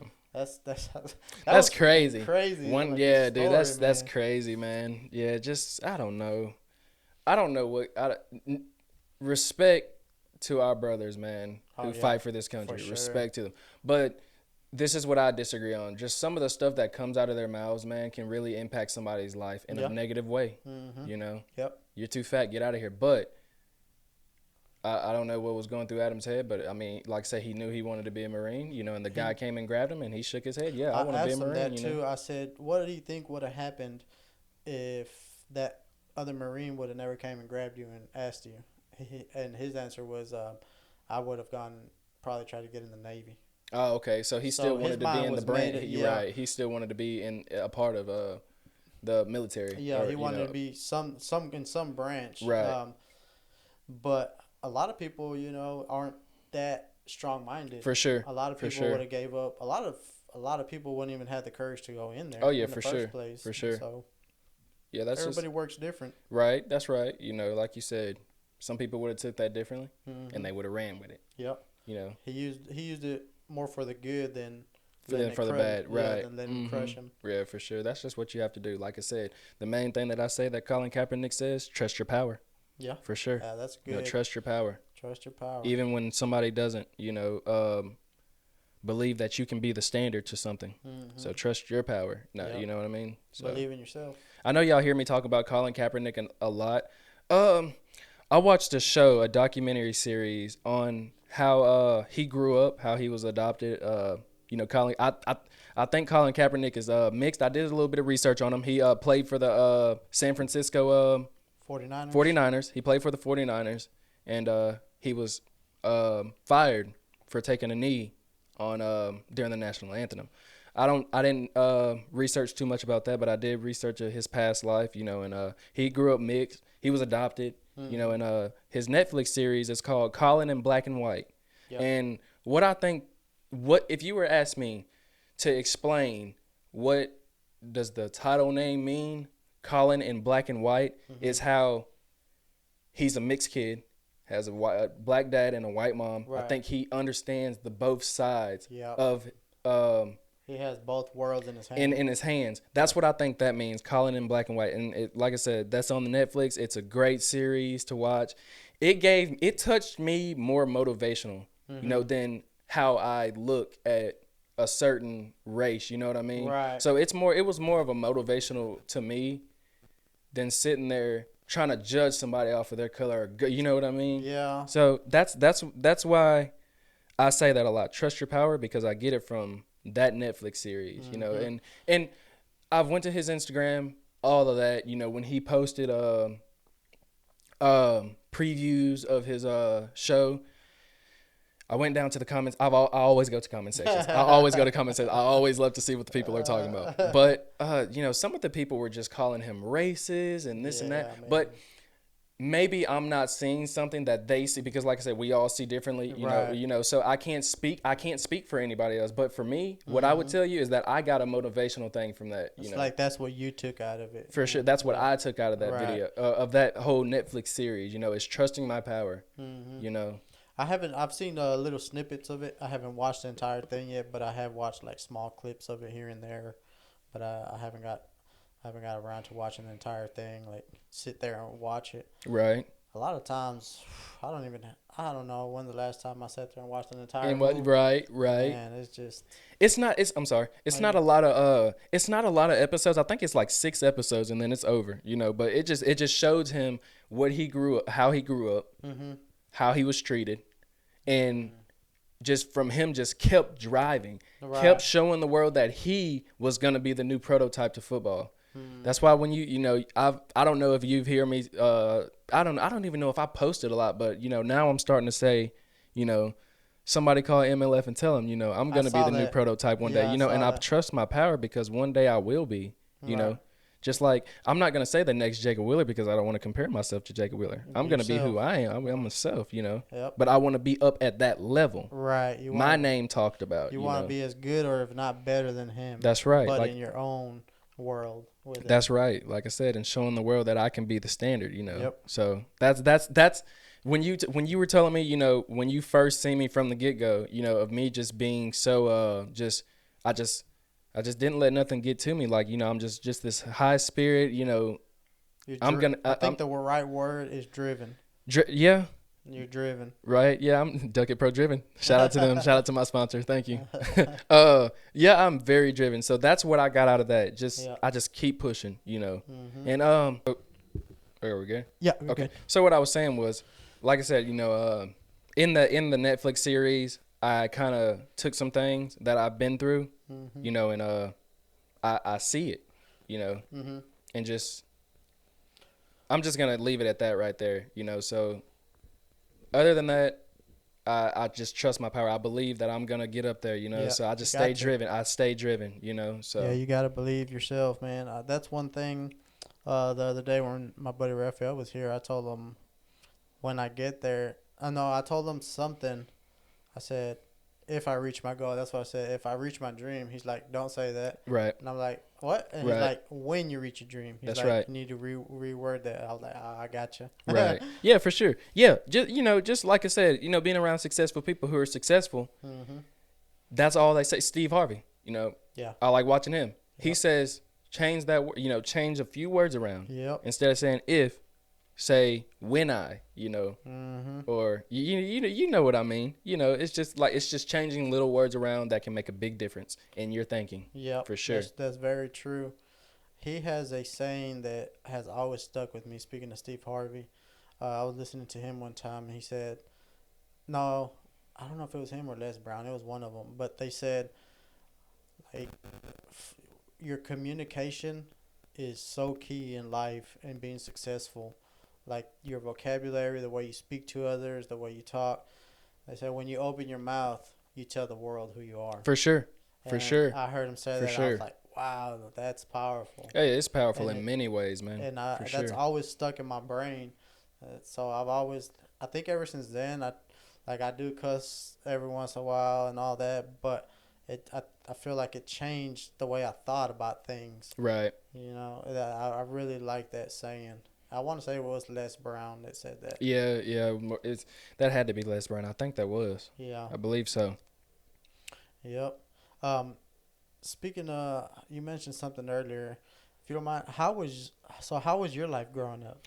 My life growing up, I grew up middle class my whole life. Staying in like I said, staying in middle class. I grew up Bossier City my whole life, and how I grew up, man, just was it? Did you have a good both parents? Parenthood was good, and parenthood was great. My mama raised me. Mm-hmm. My daddy was he's in the picture now, but my mama raised me from a jit all the way until I moved out. So okay, that's how my upcoming came. My mama did everything. Mm-hmm. So did your parents split when you were real young? They were my parents were never married. Okay. They were dating, and then they had you. me. Yeah, and then so whatever happened, and Mm-hmm. here I am today. So like I said, growing up, life wasn't hard. Shout out to your mom for. Oh yeah, dude, she's the freaking daddy. Yeah, shout out to her, man. For sure, strong woman, for sure. Because I don't think people realize how hard it is as a single parent to raise. She had 4 kids, so even just raising one child would be right. Yeah, even just one. I have 2 kids, and me and my wife are together, and sometimes it's tough even then. For sure. So shout out to all the single moms out there raising kids. It's big props. So, she raised you. Yeah, she raised me. And how many brothers and sisters do you have? I have 2 on my dad's side. That's Rodarius, and I call him Maine. His real name is Lou Roderick. Mm-hmm. On my mama's side, I got 1 brother, Vincent, and then I got 2 sisters, Tamisha and Tierra. So, okay. How many? 6? Yeah, 6 brothers and sisters. Okay. And like I said, 2 on my dad's side, mm-hmm. 3 on my mom's side, and we all grew up together. Me, my sisters, and my brother, all grew up in the same household. Of course, life wasn't hard for us at all. I didn't go through any kind of struggle. I thought I was, but I had to appreciate what I have now instead of what I didn't have. That's what I had to appreciate, right? And that's what I didn't see when I was a lot younger. Yeah. My life's not hard. I had to catch myself and say, people have it worse than this. Yeah. I have a roof over my head. I get to lay my head on my pillow every night. I get to wake up. I get to take a shower. I get to Right. go to the refrigerator and open up the refrigerator and grab whatever I want. Yep. Yep. That's how I grew up. So, like I said, as far as life being hard and the way that I grew up, oh, dude, I can't complain. Right. I can't complain about it. You know, I loved it. That's good. That's good. You know, I was always outdoor. I was always outside. Were you? I was always outside Yeah, doing something, freaking just getting into something, scraping my knees, coming back in, getting a Band-Aid, going right back outside and playing. And running in the woods all day. Oh, dude, doing all kinds of stuff, running in the woods, freaking. I would always go to the neighborhood that I used to live in. We had a ditch right behind my high school that I went to. I went to Airline High School, and there was this ditch in the backyard. I would always be down there, always looking at the fish swimming around. I went down there with a bobber. I went down there with a stick, a piece of line, and a hook and a bobber. Man, I had threw a piece of bologna on there and threw it out there. Dude, I just started catching little tiny baby brim, man. I'm like, hey, this is my new little fishing hole. Like my survival videos. Right? And that's like I said, that's what I did when I grew up. You know, I like I said, grew up. Baseball came later in life when I was at around 11 years old, 11, 12 years old. Played baseball. Okay. I rode dirt bikes. Okay. I want to get another one. I never owned one, but I want to get a dirt bike. I want a 2-stroke, and I just want to start riding again. You know, that's fun. You know, get back into it. Right? You know, Brian Lattimore. You know, he's into that. You know, his kids. Man. So you know, I seen that. You know, and I remember when I used to ride. I said, man, I want to get me another dirt bike and start riding again. So you know, like I said, you know, my childhood was great. I enjoyed my. That's you good. know, my upbringing was great. Yeah, So Brian Lattimore, man, I love watching his channel. He's such a good. he's cool. funny, dude. Yeah, he's a character, man, but he's so cool and chill, man. He is, man. You know, and like I said, man, we're all human, dude. We are all guys trying to just we all have, you know, the same goals when it comes to the fishing industry. You know, we all want to get up there. Yep. You know, we all want to just be successful in the fishing industry. So like I said, I mean, you know, right. It ain't nothing wrong with that, man. Yeah, we're all cool people. Yeah. We all have our sides, our stories. We all have our stories and everything, and I love to hear them. Yeah. Yeah, me too. I love watching like documentaries and stuff me like too. that. Me too. Man, that's some of my favorite stuff. I love documentaries, man. Man. Well, so you like what? Okay, so out of every genre, when it comes to movies or when it comes to film, you like documentaries? I think I'd have to say documentaries. Documentaries, yeah. Yep. I think also it's because you're learning about somebody else's life or for something sure. that happened, and it's real. It is real. You know, everything's real on there, so it just catches my attention so right, much, and I get so into it. You learn so much out of documentaries too. Man. Yeah, you do, man. And speaking of documentaries, like you said, you know, back on Colin Kaepernick, that was pretty much like a documentary. Like I said, you're learning. It's just broken up. Into pieces. That's right, you know, and learning how they grew up, what they went through, you know, and just on the end, just getting up there to the top. I like those kind of documentaries, you know. So, like you said, from a childhood all the way to where they are now. Right. So, and I think documentaries are also good because there's a lot of people that look at just what they see on TV. For example, like you have for example, if you look at LeBron James, he's hated, but he's loved. But if you don't watch his life story or documentary, you don't know nothing about him. For sure. You just see that, you're just going on the bandwagon, man. You just hate him because other people he hate wins him. all the time. Facts, you know, for sure. But if you sit there and watch his life story and see how he grew up and all that, that'll change the way you look at people. Some people that'll change the way you look at people. So I think that's one really cool thing about documentaries too. You get to really know somebody's life story and how they got to where they are. Right. Yeah, I like that. I like those kind of life documentaries. I watch a lot of documentaries. I like crime documentaries. I used to.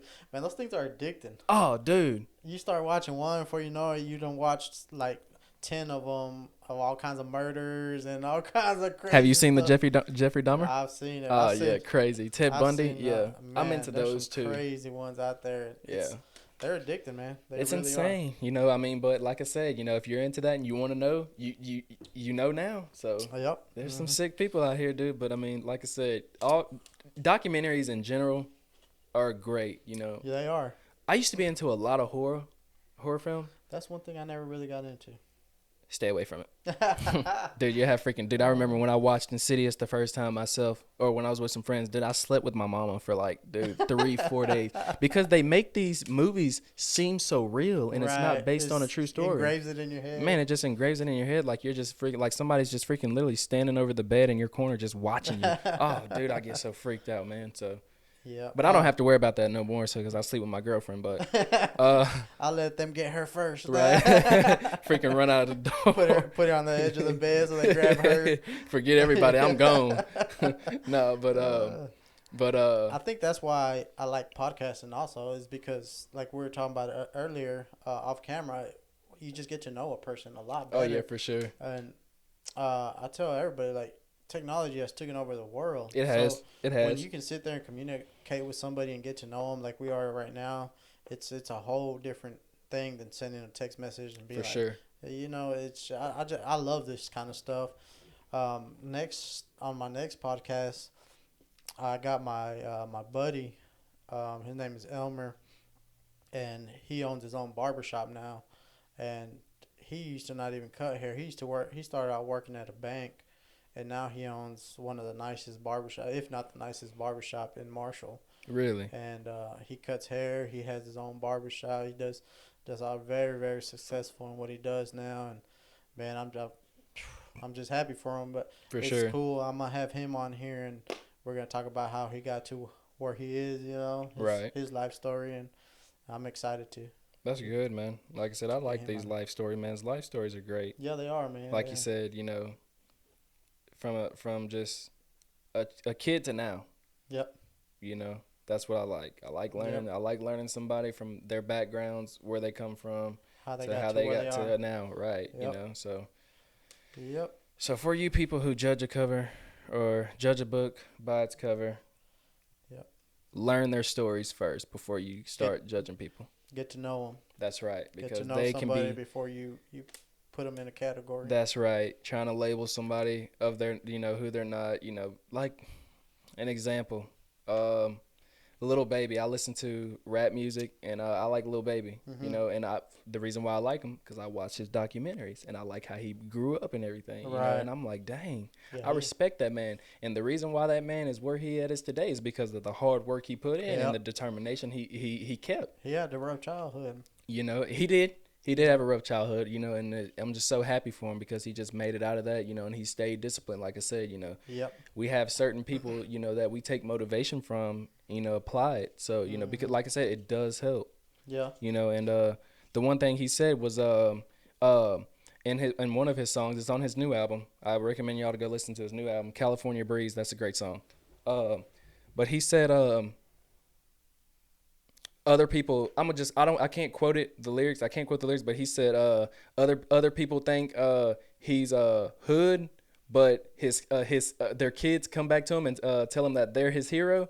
That's an example of what I'm saying, of like, don't judge somebody, Yep. Without knowing them of who they are. So that's what I was getting at. One thing that I liked about him that I saw one time is they were interviewing him, asking him like what he does with all his money, and he's like, nothing. They're like, I put it in the bank. And He puts it up. He's like, I don't need to have all that stuff everybody else. So all when- the other rappers have. So He's when a like, drought comes, he said he'll be ready. Yep. That's right, man. And Put that's your money one up. thing that's smart. For sure, it is. Because It's all something these other smart. rappers just blowing money. Spend money on jewelry. Don't get me wrong.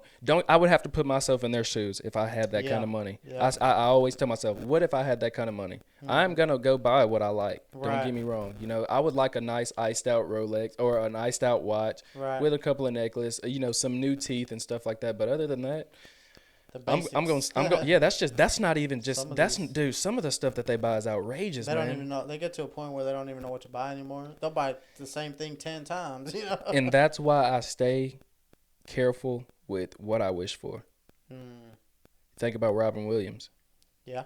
He has a lot of money, but he still felt alone. Yep. He could buy whatever he wants. Some of the most successful people are the ones that are more depressed than And anybody. they're depressed than anybody. Yep. So that's why I stay calm and I keep myself on where I want to be, because I don't want to get to a point to where I have a lot of money and then I can buy anything I want, and then I'll be bored with life. Oh, this is Yeah. it. So I Right. think about that a lot. I saw somebody talk about that, a successful person, a few days ago. Actually, I was watching, and that's what they were saying. They were saying that they had a goal in life, and when they reached that goal, they didn't think it wasn't what they thought it was gonna be. Right. They got discouraged, you know. Yeah, and they reached it, and they were like, This "Damn, is it? this is it. Like that's it. There's nowhere else to go from here." Right. Yeah, So, that's the only scary thing, man, that I think about. That's really scary to me. Okay, if I have X amount of money and I just get to the point where I'm just bored, I don't know what to do with it, you know, you or start not. going in the wrong direction. With Right. it. Yeah, Yeah. man, I think that's that's scary. where that discipline. If you can keep that discipline that you had getting to that point, For sure. then I think it'd be all right. For sure. Yep. Yeah. Me thinking about it, I'm like, dang. I'm like, dang, holy crap. Do I really want to do this? Yeah. Nah, but I do, you know, but like I said, what you said, you know, keeping yourself disciplined, you know. Yeah, that's what it comes down to. Having something forward to look forward to can also help that as well. Mm-hmm. Always looking forward to something new. Yep. So, Family. amen. You know, For sure. having your family, having somebody that supports you is big, big, big. Oh, it goes a long ways. It goes a long way. Like my wife, that's one thing I know. If I were when I get rich, I'll say that when I get rich, I know she'll be the one that has the discipline to like, hey, putting this over here, doing this with this. For real. Like, just give her the money and let her handle that part of it. For sure, man. You know, some people just need to have just that, you know, to be in check, to be in control. You know, some people, you have to have somebody like that in your life to keep you control. For you know, sure. because, dude, sure. you know, you get out there, like I said, you go and do all this nonsense and everything, and then you're just here sitting there looking all crazy. Yeah. You know? Like those people that win the lottery and blow it in the ear. Right. Yeah, that's insane, man. You know, that's the one thing that I always tell myself. You know, if I was to get X amount of money, large amount of money, put it up. Let it work for itself. I think, put it up or invest it into something that's going to triple it or whatever. Right. Yep. But, man, it's been a good conversation. Yeah, that was a good conversation. I enjoyed that, man. Hopefully you guys enjoyed it. We've been going on 2 hours now, man. Yeah, it didn't even feel like 2 hours, man. It flies by. These podcasts fly by, man. I think it is just so enjoyable. Yep. But I guess we can go ahead and wrap it up right here. Yeah, dude, I enjoyed that, man. Well, we're definitely got to do this again for sure, and we will get another 2 hours in. We will. Something will come up. I appreciate you coming down here. Yes, sir. Being on the podcast, being on the channel. You know, I appreciate all that. Oh, and most importantly, I appreciate you. For those of you that don't know, this studio that I'm still working on, but I've got it up and going for now. He was, I would have to say, either the first or the second person when I made a video asking anybody that can help with my studio, you know, if possible, help me. If not, no hard feelings, because I understand how it is. And Roger Wayne didn't even hesitate. He sent me money. I want to say you were the first one, man. Yeah. And that's always stuck with me. That's always meant a lot to me. Oh, yeah, for sure. So I really, really do appreciate that. And it'll never be forgotten, just so you know. Thank you. Yeah, and one thing on that, you know, this has stuck with me for a long time with my mama. You know, my mama always said, if you support other people will support you. So Exactly. that's what I live on. So. Yep. And you know, when if this podcast ends up blowing up, you're gonna be part of that. You know, appreciate it, man. Thank you. Because you're the one that invested into it. You know. Oh yeah, I see. You know, like I said, when I invest something, if I was to give somebody some money for something, it's because I'm putting an investment in them. You know, and not only that, like I said, supporting them, but I see it going somewhere. Right. I appreciate it, man. So I appreciate sure. it. So.